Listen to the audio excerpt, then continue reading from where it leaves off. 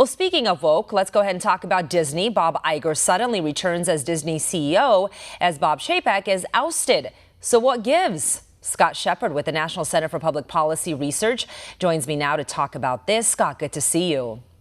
Good to see you. Glad to be with you. Of course. So the switch from Chapek to Iger happened overnight on a Sunday. You're the director of the National Center's Free Enterprise Project. You have gone after Disney for being woke. Is this an admission by Disney that they're in deep trouble?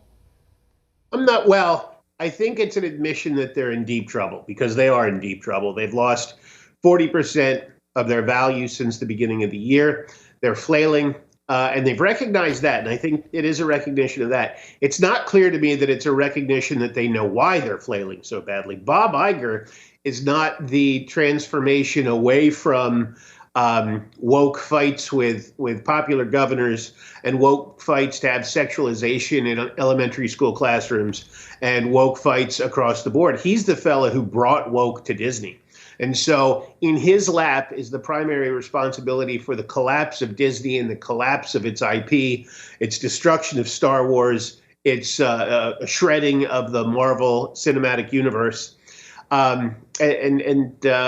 It's not clear that bringing him back is going to solve any particular problems, or that shareholders, the big activist shareholders who are looking for Disney to be successful and profitable rather than to be woke, are going to accept this change. Well, Bob Chapek was obviously pretty woke, challenging Governor Ron DeSantis about what Chapek called the Don't Say Gay bill. You think this was one of the reasons why he got fired? I mean, what do you think is happening behind the scenes?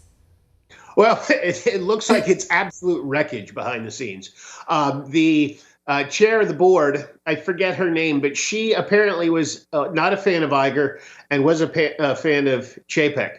And so when she got forced into really a brutal decapitating of Chapek, he didn't get a chance to give a statement. It was on a Sunday night during a big, Elton John event for Disney executives. He couldn't have been embarrassed more than he was. And so she's terribly embarrassed as well. So they bring Iger back, having just paid Chapek, and they're still going to have to pay him for 2 extra years of service.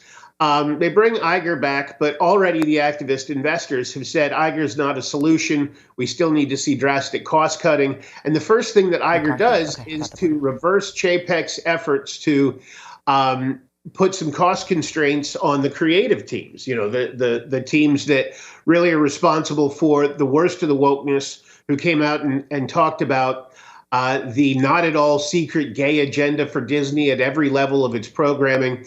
So it is chaos and carnage over there, and I think that they're probably going to struggle before they can set the castle aright. Scott, I got to ask you before we wrap up: are any companies doing this right? Yeah, there are companies doing better. One example is Warner Brothers Discovery. They've had an even bigger hit to their shareholder value this year. But even at CNN, they've thrown out Brian Stelter, sent him back to his potato patch, and are making other changes, killing some franchise-destroying programming and movies, even if it costs them $1 billion to do so. So there is a right way to go about this. It's just Disney hasn't found it yet. Okay, Scott Shepard, as always, thank you so much for being here. Anytime, my pleasure.